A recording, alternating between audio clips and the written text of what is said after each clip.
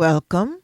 You're listening to Heart of Mind Radio for the New Millennium. I'm Kathryn Davis, and my guest today is Christine Marie, aka CM, is a conscious pop healing artist on the rise. As an independent recording artist in New York City, she has performed live at the most notable clubs and venues, including Stand Up New York, The Bitter End, Sullivan Hall, and many more.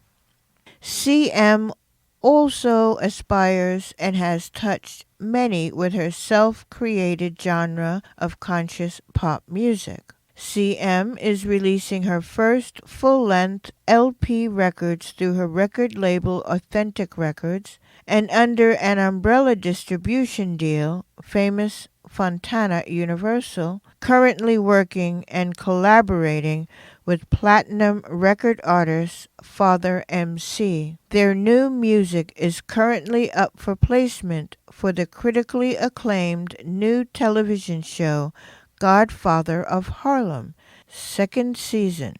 She released her single 7 on Valentine's Day 2020 from her upcoming album DIVORCE MORPHESIS.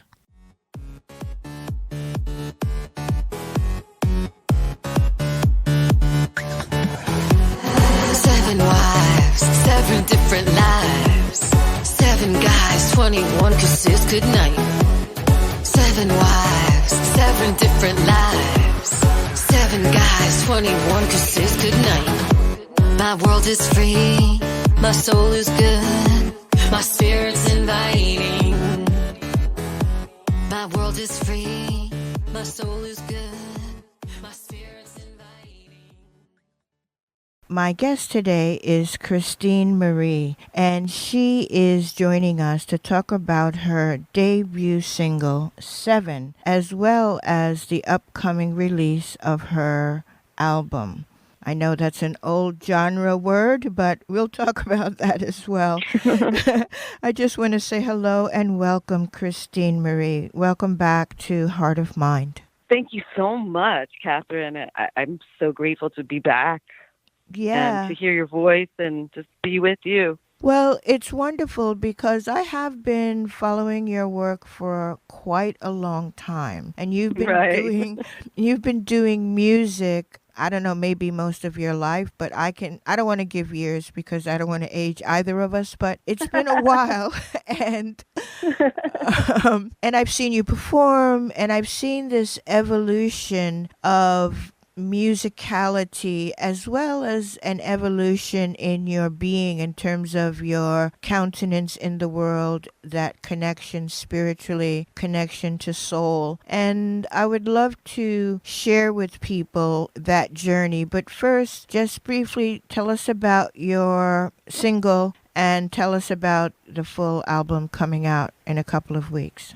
Oh, thank you so much. Yeah, I'm so excited. My single dropped through a distribution deal with Famous Records. My record label, Authentic Records, executive produced it with the help of many, many friends. Father MC is my producer. The upcoming album, which the single is from, is called Divorce Morphesis, which is an evolutionary story through music of what I had to go through in a personal journey of my own evolution and growth through leaving a marriage and finding out, not who I was or who I am now, but who I am to become, and to take this very, very painful but blessed lesson and experience and kind of alchemize it into something that would serve me and help serve anyone and everyone that I'm, what I call my quote unquote audience, which is what I've discovered is just the people that are out there that are directly waiting and needing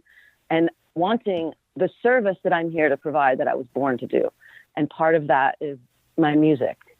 Definitely. So tell us something about your music and your musical journey and how that is really not separable from your life, I presume.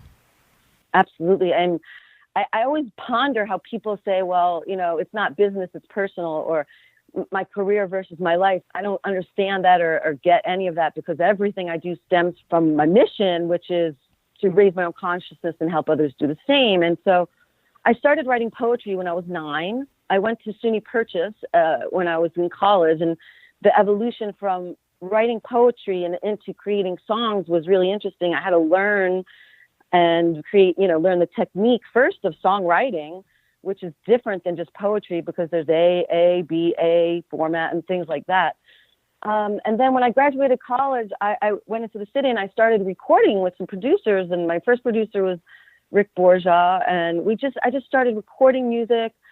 And at first it was all just for fun, and because it was inside of me and my talent as a performer.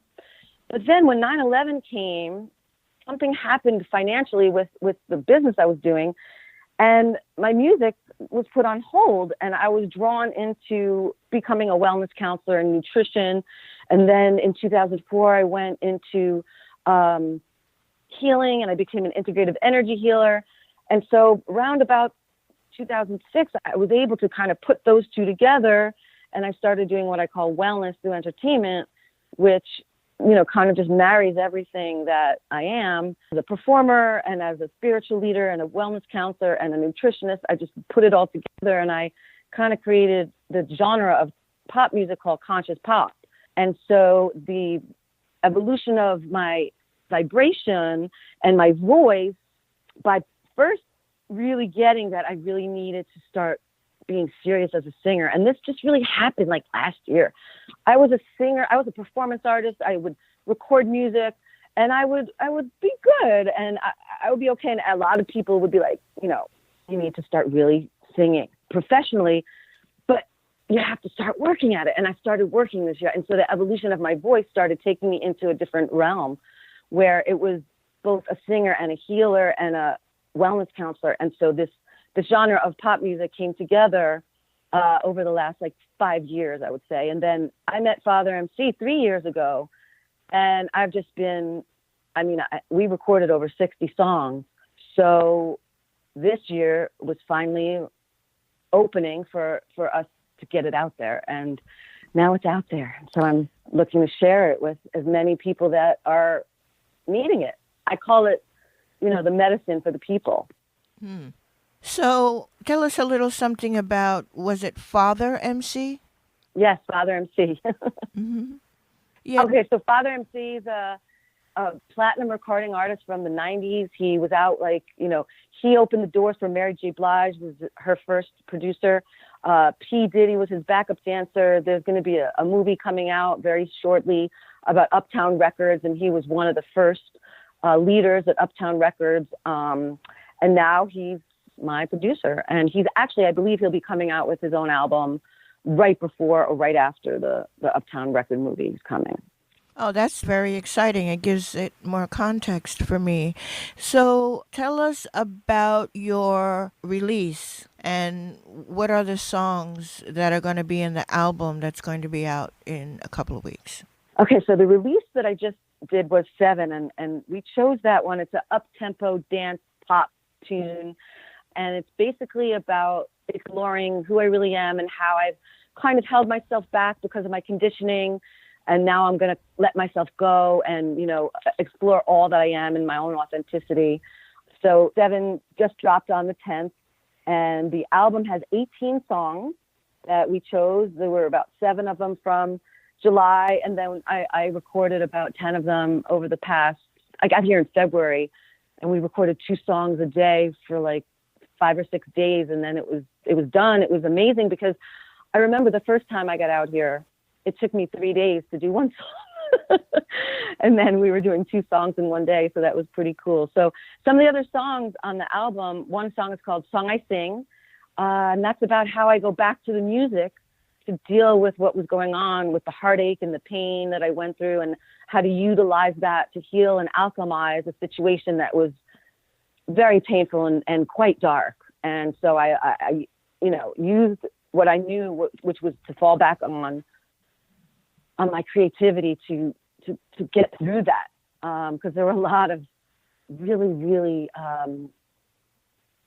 just very hard parts to get through where I knew I had to grow myself into something and to get through the darkness and back to the light and balance it all out. So there's another song called What Is Your Life Like that's very, very different than a lot of the songs I've ever recorded. And I have to give it to Father MC. He pulled all of this out of me from my story, and then he wrote all the songs. I did not write these songs alone. And when you listen to them, they sound like I wrote them. And that's how talented Father MC is as a songwriter. He's really amazing. What Is Your Life Like is basically about suicide. I personally experienced suicide with two major issues over the last few years, and so that's and bullying. So that's what that song is about. There's a song called Jah, which is a reggae song about Jah, God, Allah, the Holy Spirit. And so basically, whenever I use any word that represents that, to me, it's all. It represents all. So for this song, because it was a reggae song, it was called Jah, and it's really, I think, my favorite song out of everything that we did. The vibes are amazing, just what it's about. It's, when you're in the mood for love. And, it just really lifts me up, that song. Then there's Do Me Right, which is a sexy dance tune, just kind of expressing, my sexuality and how it feels to just feel like you can love again. And then Alpha Woman, which is a song dedicated for these times about the femininity rising and about the women really taking their place in all the workforce, in our careers, in life, and just standing up and like being, the independent person in your life. Androgyny basically talks about my response to the transgender rise and our acceptance of it, and how, like, it's kind of like what's going on with it, and the allowing of it, and just my curiosity about how it is to be one gender and feel like another. I just think that's so interesting, and so I just felt like I wanted to bring a little attention to it. Karma is, basically about, what you do and how it affects you. Whispers is about my journey of being, hurt. I was hurt, and what I need to do in order to heal that and move on. I Met Someone is about, that feeling that you have when you're finally able to let go of, what you went through and move on. Daughter of the King is just a fun song about my journey as a performance artist and getting back to my music after being through something that is, kind of tears you down to nothingness, so that you got to build yourself back up.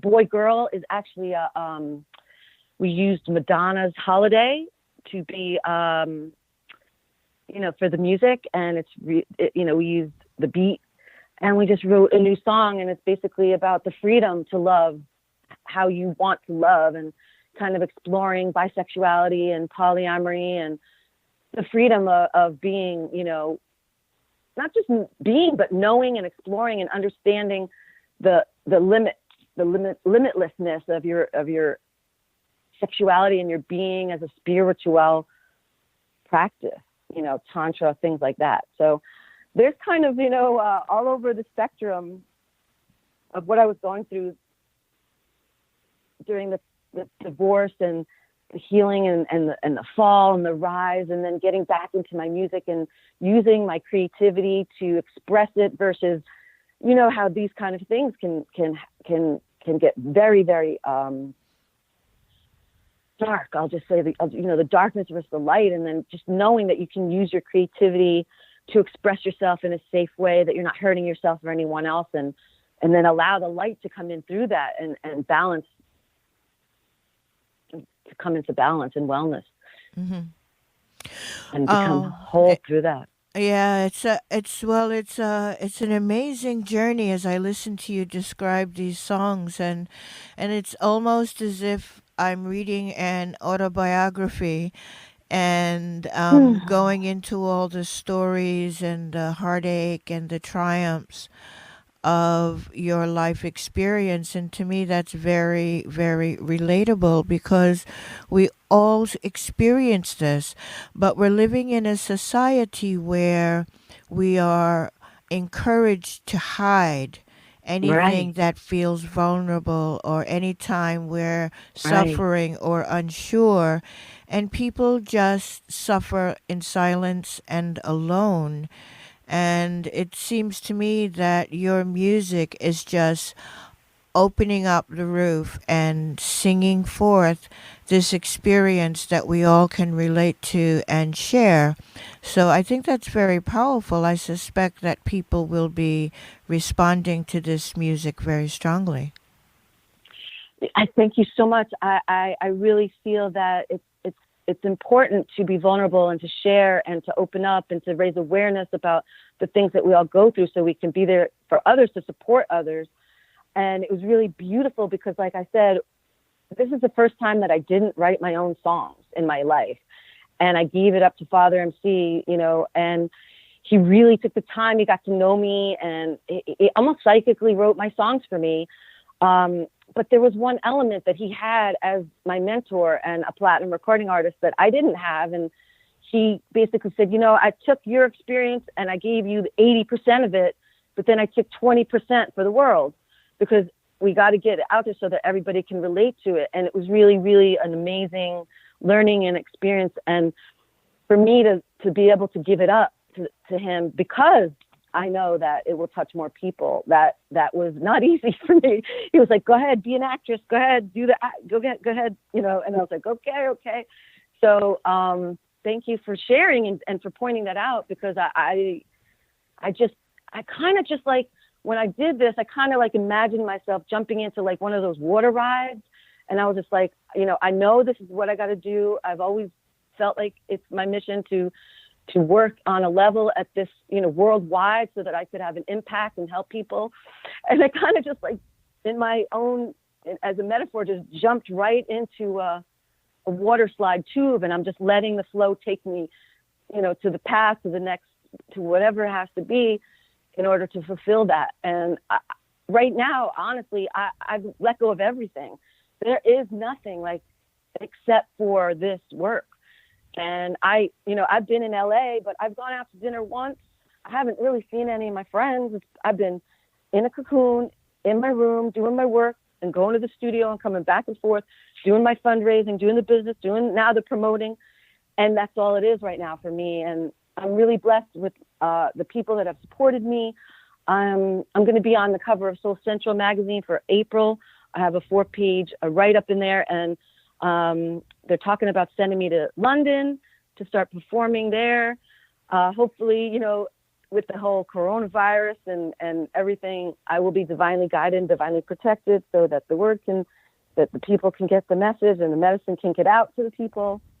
So there's so much I have to say. So Well, I really appreciate you giving me a platform, and I love you, Kathryn. You're one of my favorite it's people. mutual love and respect, and I think that your story is as important as the release of your music because as you talk about that state of absolute surrender and allowing, but also pairing that with the hard work. And I think that's where Mm. people miss the mark. They sit at home and wait for the phone to ring, or, you can surrender, but you also have to pair that with the work that needs to be matched to it. And I think Yes. that's a very, very powerful message. But also I see the universe, the kismet, the like soul matching of you with your producer. There's something happening in this work that feels very cosmic and very on time.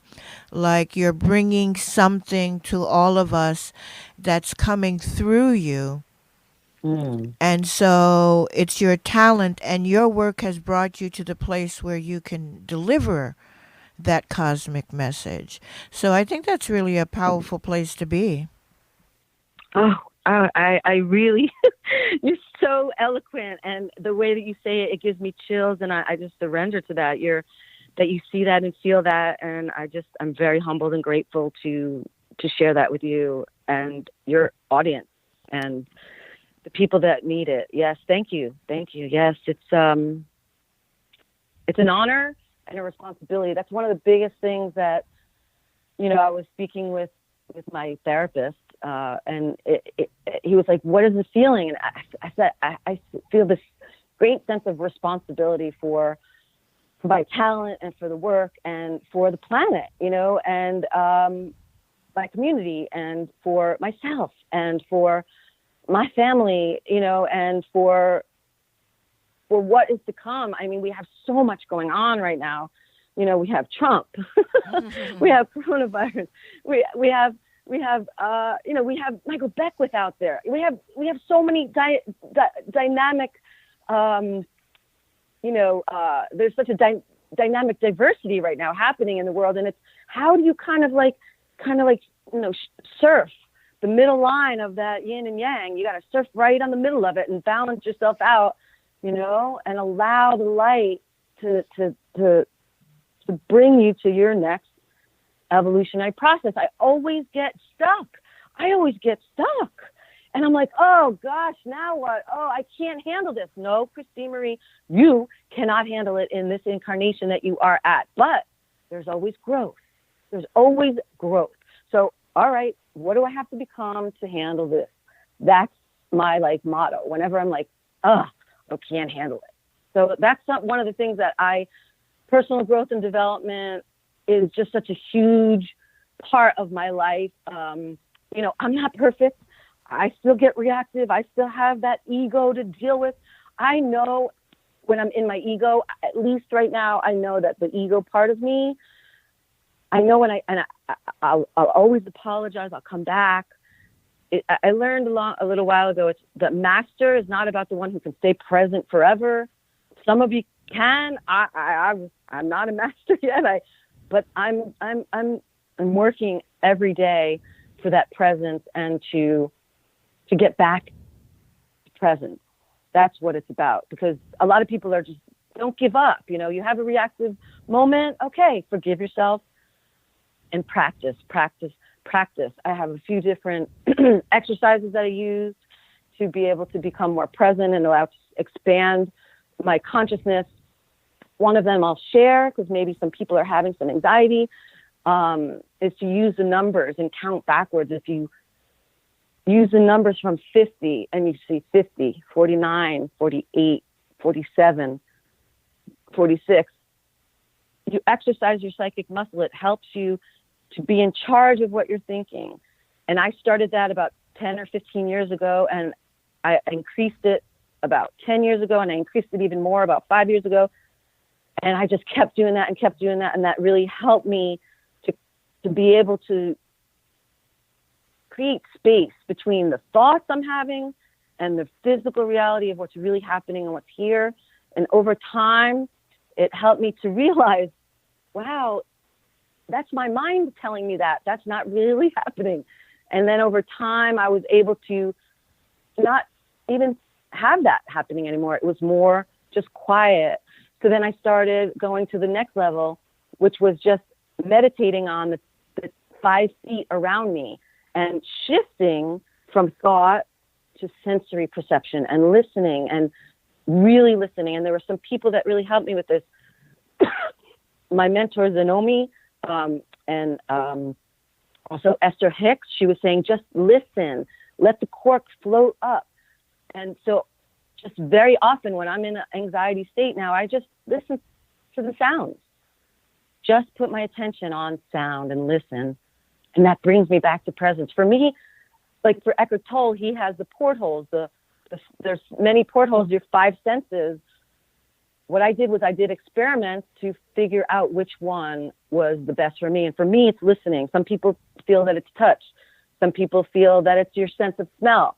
But your senses help bring you into the present moment. So also just your breath. Going to your breath on the sound of Ah can help you come from your anxiety state to a more present state. So you take a deep breath in.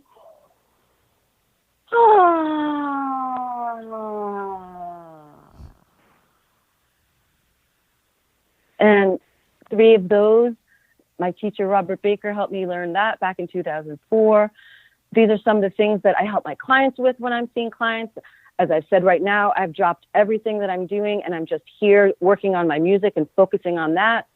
But I'm also available for anybody on Facebook. If anyone needs guidance, you know, I'm here to help. But as I said, like right now, I'm not taking on clients on full time. But if there's emergencies or things like that, you know, you're feeling a little suicidal, you know, you can reach out to me on Facebook, on Instant Messenger. I will always be available to be of service for emergencies. But as I said, like right now, I'm not taking on clients for that. I'm only working on my music. Yeah, well, the music will expand all that you're expressing, because music itself is an energetic healing for people. As we all know, we have certain music that we really resonate with, and we can turn to in times of trouble or triumph, or just for that inspiration. So you're doing the work through the music, and you'll be able to reach many, many, many more people, and that's a wonderful thing. My world is free, my soul is good, my spirit's inviting. My world is free, my soul is good, my spirit's inviting. I've been holding back, now it is time. I'll never give my all to anyone. I'm fine. And I love the way you're sharing this, because from my perspective, this is what mastery is. People have the impression that there's some pinnacle that you can reach, or that anyone can reach, and that's false. Really, mastery is finding your way of staying on your course and ensuring that it is something inspired from within you, and not something that you're just following willy-nilly. So it seems like you are very much on a path of self-mastery with your work. Thank you. Yeah. I understand, because, I've been walking this journey my whole life, and I recognize Yes. it when I see someone who's walking that journey. And what we do, what we create, what we produce is going to be different for each individual, but that's the way it's meant to be. How boring would it be if we all were copycats and doing exactly the same thing as each Yeah. other in the same genre? So this is what makes the world beautiful and magical, when we can find that gift from within ourselves and share it, and also when we can either inspire or assist another person to get up off the ground and begin to take those steps towards their own self-fulfillment.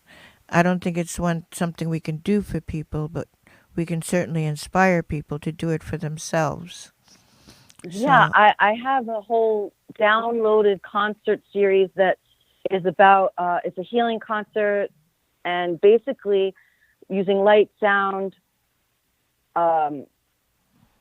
visuals, colors, all different healing methodologies to inspire what is called the erotic force, which is, there's 3 forces: the erotic, the sexual, and the love. I might have spoken with you about this once before, a few years ago.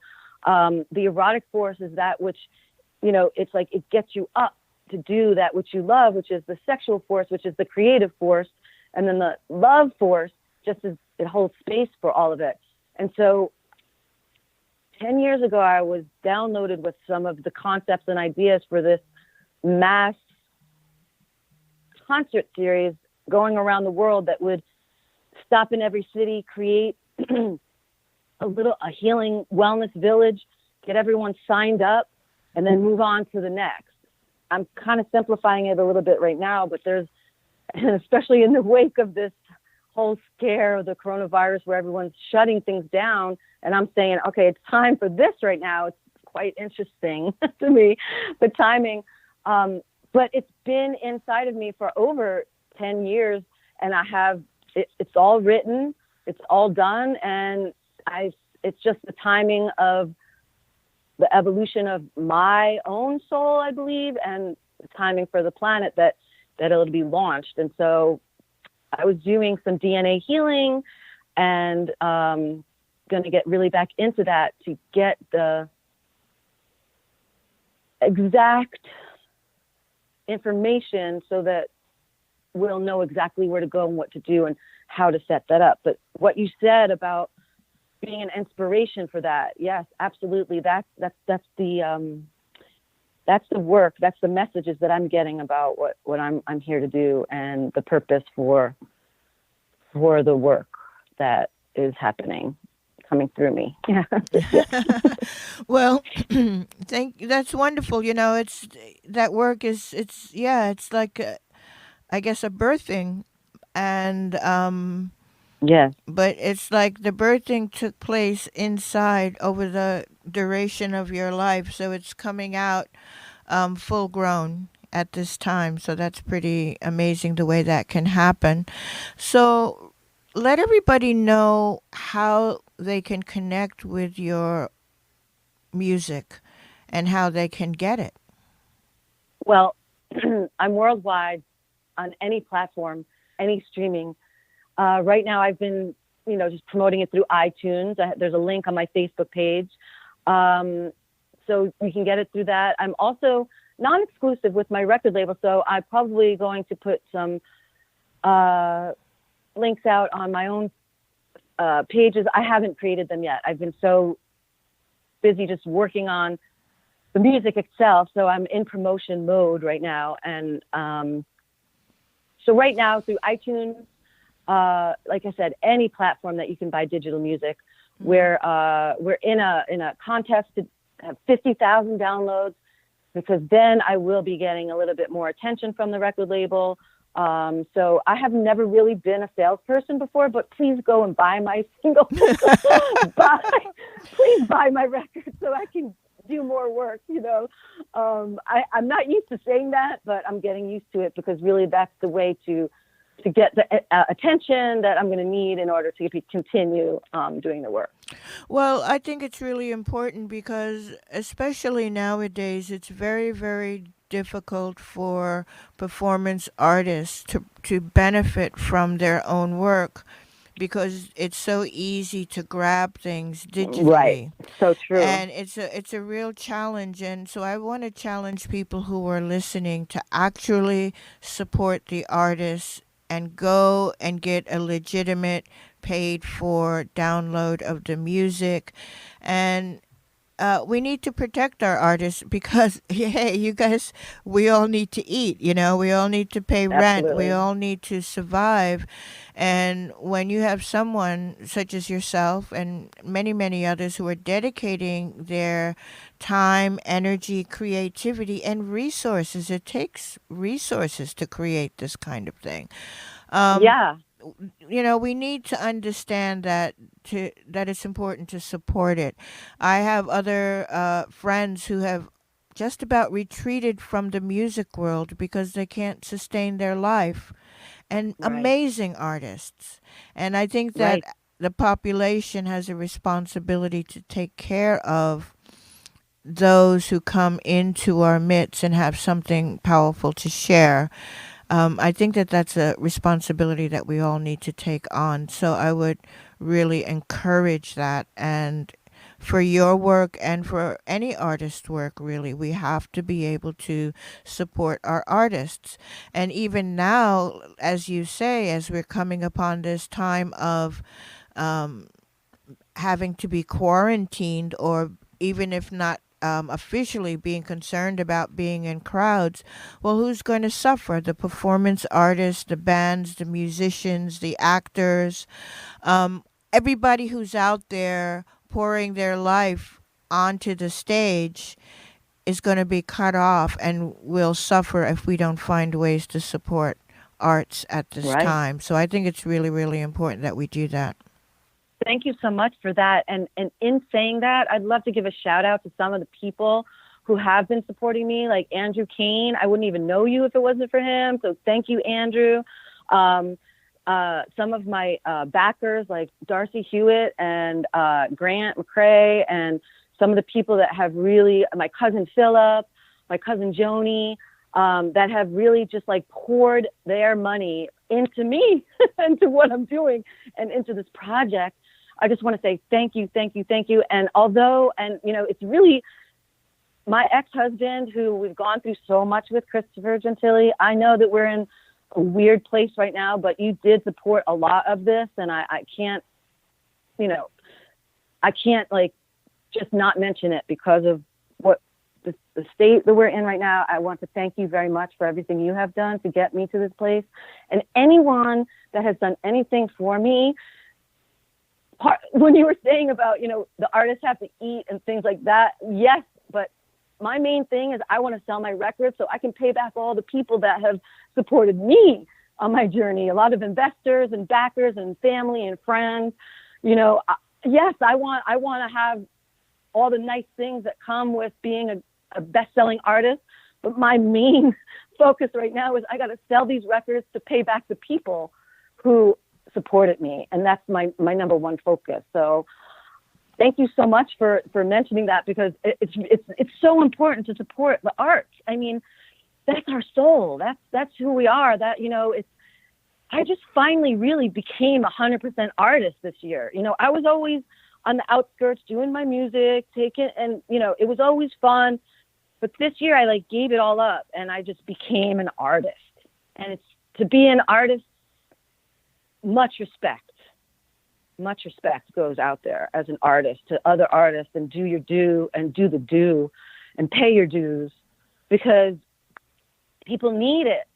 And you're so right in what you're saying, support the arts. People come out and, really pay for those downloads. And I'm not saying just for me, I'm saying for everyone, especially all those people you're saying that have to give up. That's the other thing. Dude, I'm 53 years old and I just came out. I'm making this thing happen. Don't give up. Don't retreat. There's always a way to do it. If I can do it, you can do it. So anyone out there that's listening to this, that's put their guitar down or stopped dancing or put their paintbrushes down or whatever it is, just because you're older, just because you don't have the money. No, you can do it. You can do it. Just keep the faith. And you can use the law of attraction. You got to use your success principles and the power of your own growth. Everybody thinks, oh, I'm a failure. Well, yeah, this version of you is a failure. Accept that. Put your mind to it. Go out there and grow yourself into the version of yourself that's a success. There's no limit to what you can do, because you can always become that person who can do it. And that's when I learned that and I figured that out, I was like, oh my goodness. Yeah, I am a failure. It's okay. I failed because of this, this, and this. But you know what? Lesson learned. My main thing is I don't want to ever repeat. So, okay, I did that. Oh, the other thing is, the main thing as a healer is in personal growth and development, don't be afraid to feel your negative, quote unquote, feelings. I did this.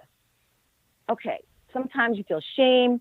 Forget about the shame. Go right to the grief, the loss of time. Allow yourself to feel your feelings about what's going on, because your feelings are directly related to your soul growth. If you avoid your feelings, you're going to repeat. But if you allow yourself to feel your feelings, and the exercise that I gave a little while ago about breathing on the sound of ah, you do that 3 or 4 times, and it helps you to connect yourself to your feelings. Your feelings tell you your meaning, value, and purpose. That's how you grow.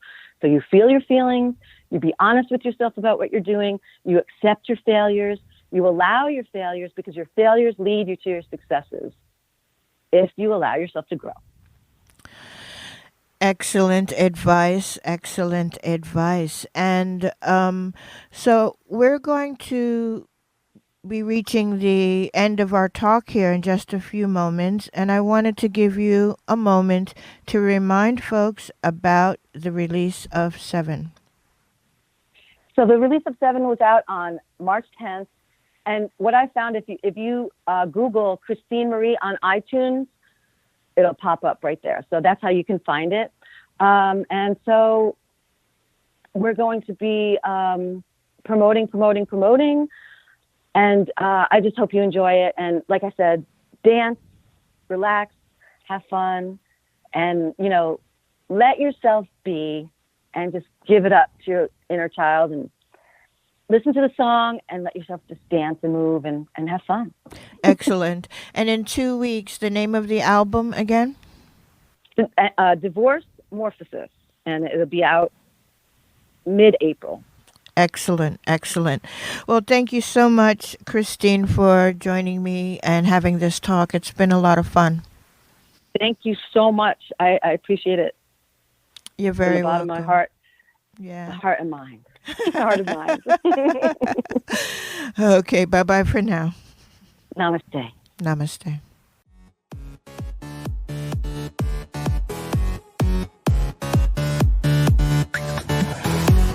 Seven wives, 7 different lives. 7 guys, 21 kisses goodnight. 7 wives, 7 different lives. 7 guys, 21 kisses goodnight. My world is free, my soul is good, my spirit's inviting. My world is free, my soul is good, my spirit's inviting. I've been holding back, now it is time. I'll never give my all to anyone, I'm fine. I play the game, I play the game. 7 wives, 7 different lives. 7 guys, 21 kisses goodnight. 7 wives, 7 different lives. 7 guys, 21 kisses goodnight. My world is open, you can visit me. I'll listen to y'all, that's polyamory. I've been holding back so long that it hurts. Ain't pretending no more, gonna have what I want. Round and round, I'll go to a place that loves me. Come and enjoy my vibe, I invite y'all to love me. 7 wives, 7 different lives. 7 guys, 21 kisses goodnight. 7 wives, 7 different lives. 7 guys, 21 kisses goodnight.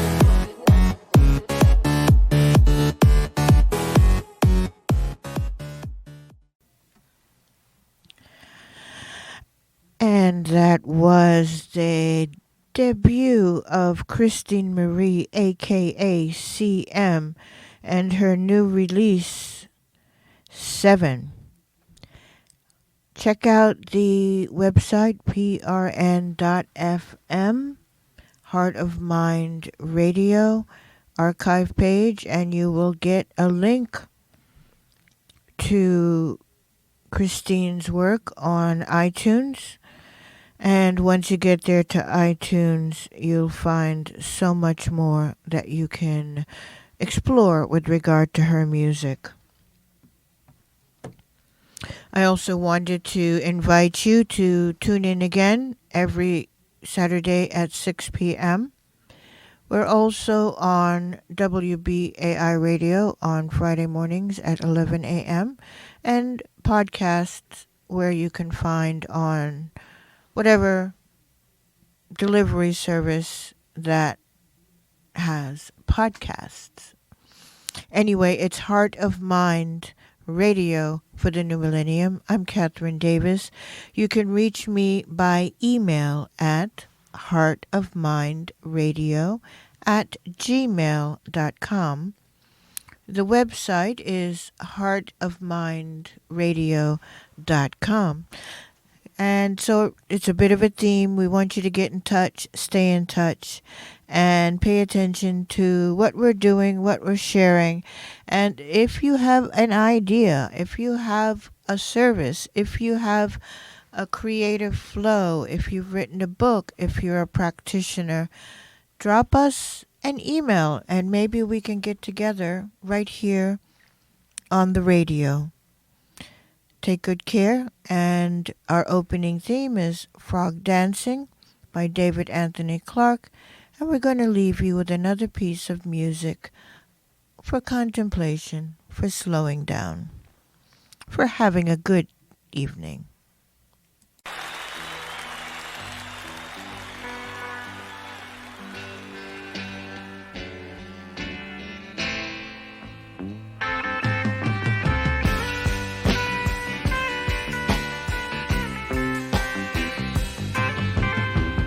I'ma take this badge off of me.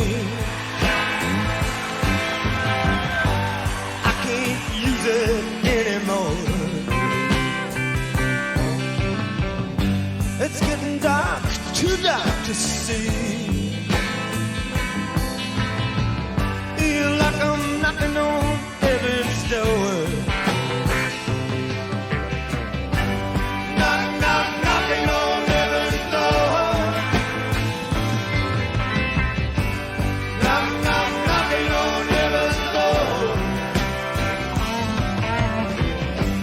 Knock, knock, knocking on heaven's door. Knock, knock, knocking on heaven's door. I'm gonna wipe the blood from my face. I'm sick and tired of the war. Got a long black feeling and it's hard to trace. Feel like I'm knocking on heaven's door. Knock, knock, knocking on heaven's door. Knock, knock, knocking on heaven's door. Knock, knock, knocking on heaven's door. Knock, knock, knocking on heaven's door. I'm gonna put my guns in the ground.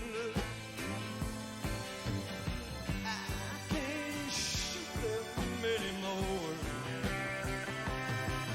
And we're going to leave you with a little snippet from the past, an interview from our archive with a little bit of music. Stay tuned. Have a wonderful, wonderful evening, and we'll be together again soon. And my guest is Andrew Cohen. Andrew Cohen is a spiritual teacher, cultural visionary, and founder of the global nonprofit Enlighten Next, and is award-winning publication Enlighten Next magazine. After a transformative meeting with the renowned Advaita Vedanta master H.W.I. Punja in 1986, Cohen began teaching internationally and almost immediately started reshaping the larger cultural conversation about the purpose and significance of enlightenment in our time. He founded Enlighten Next magazine almost 20 years ago as a forum for serious spiritual and philosophical inquiry. He has since become known for his unique capacity to foster culture-changing dialogues among leading thinkers from a wide array of traditions and disciplines. I want to thank you for coming here to WBAI and welcome you. My pleasure. Yeah, it is a real joy for me to have you here because this is the discussion that I find the most passion in. You know, this transformative enlightenment. You refer to it in your book with its title, Revolutionary Enlightenment, A New Path to Spiritual Awakening. And of course, we are speaking with Andrew Cohen. And I'm not sure where you would like to start with this book and describing it to our listeners, but there was a few things that really struck me as I was reading the book. And in the beginning, you speak about that place of going back to the beginning of time. Going back to before the beginning. Before the beginning of time. Before the beginning. And that felt so sort of like a delicious kind of thing that I wanted to engage. Sure. Though I haven't yet taken that particular path in my meditation or come to understand how to reach that space in my meditation. But I would really like to have you start in this book. The other thing that really struck me was that, the conventional wisdom is to live in the moment. And you're really giving us an opportunity to engage in a transformative process that's maybe a dimension different than just living in the moment. Yeah, it's not just about living in the moment. It's about reaching towards the future. Yeah, which is unusual, I think. Well, this is the difference between what I call traditional enlightenment and the new evolutionary enlightenment. So the traditional, or what I'm calling the traditional enlightenment, is based upon the awakening to the deepest level of the self, and also the deepest level of reality, and that awakening in that awakening we discover what the Buddha called the unborn and the uncreated, and how we discover that part of ourself is by entering into a meditative state, and the way we enter into a meditative state is by ceasing to identify with the content of consciousness, in this case thoughts and memories. And when we cease to identify with thoughts and memories, when they fall into the background and disappear, when thought and memory disappears, time disappears. So when thought, memory, and mind disappears, time disappears. The experience, the awareness of time disappears. When time disappears, the awareness of the external world around us disappears. So when the mind disappears, time disappears. When time disappears, the world disappears. And when the world disappears, when the external world around us disappears, and if we keep going deeper, and even if our awareness of our own physical form disappears, the great mystical discovery is the mind disappears, time disappears, the world disappears, even my own physical form disappears, but I'm still here. And so then in the traditional mystical awakening, there's the recognition that when everything disappears, who I really am hasn't gone anywhere. And then, of course, from that vantage point, we realize that who I really am and who I really always have been, is not really the mind, the personality, the body, or this physical form, but who I am is this primordial depth of timeless, formless being. And so the traditional enlightenment is based upon that realization.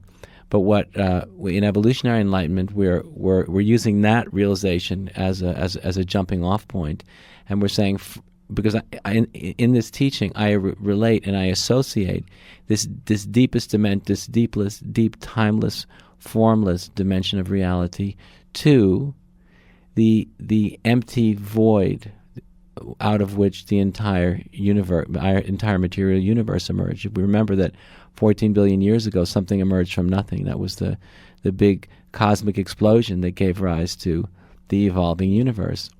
And so, out of that primordial no-thingness or nothingness that we experience in these deepest states of meditation, out of this primordial emptiness, the entire creative evolutionary process emerged. So the traditional enlightenment is based upon awakening to the deepest part of ourself that's never been born and never entered the stream of time. And in that part of ourself there's no time and there's no memory and nothing has ever happened, and that's why we experience so much freedom there.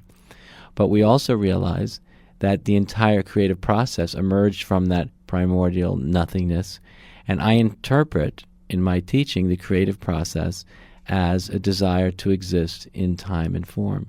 So I see the entire creative process or evolutionary process as the desire to exist, which means, from a human point of view, I actually want to be here. And we know that because when we awaken to and give our focus, our attention on what I call the evolutionary impulse or the creative impulse, we notice that the nature of the creative impulse is a very life positive. We can experience the nature of the creative impulse, which is the energy and intelligence that created the universe. when we focus our attention on. The easiest place to locate it is first of all in the biological command to procreate, in the sexual impulse. But and we notice that the nature of that impulse is an ecstatic urgency. The creative impulse is an ecstatic urgency. But at higher levels, at much higher levels of our being, the uniquely human compulsion to innovate, to give rise to that which is new, is also the expression of the evolutionary impulse in and through human form and consciousness. And the highest expression of the evolutionary impulse is what we call the spiritual impulse, which is the urge towards consciousness. So we realize then that the creation of the universe, the initial burst of energy and light that gave rise to matter, is one with the human experience of the evolutionary impulse, which we experience as the sexual impulse, as a drive towards innovation, and as a compulsion towards consciousness. It's one movement. It's one directional pull or tug. So basically here, what I've realized is that what we're calling the spiritual impulse moves in two directions simultaneously. One is back to before the beginning, and that's what we were speaking about a few minutes ago. It's the desire to go back to the deepest part of ourself, before time began, before anything existed, before anything was created. There were no problems to overcome, and that's why when we experience those very deep states of consciousness, when there's no mind and there's no time, we experience peace, joy, and eternal freedom, because nothing happened yet. The universe wasn't yet created, and of course we surely didn't exist yet. And the other direction is the direction of the Big Bang, which is the dynamic emergence of creation and the creative process, the evolutionary process, which, from a human perspective, from the anthropomorphic human perspective, we can interpret as a desire to exist in time and form.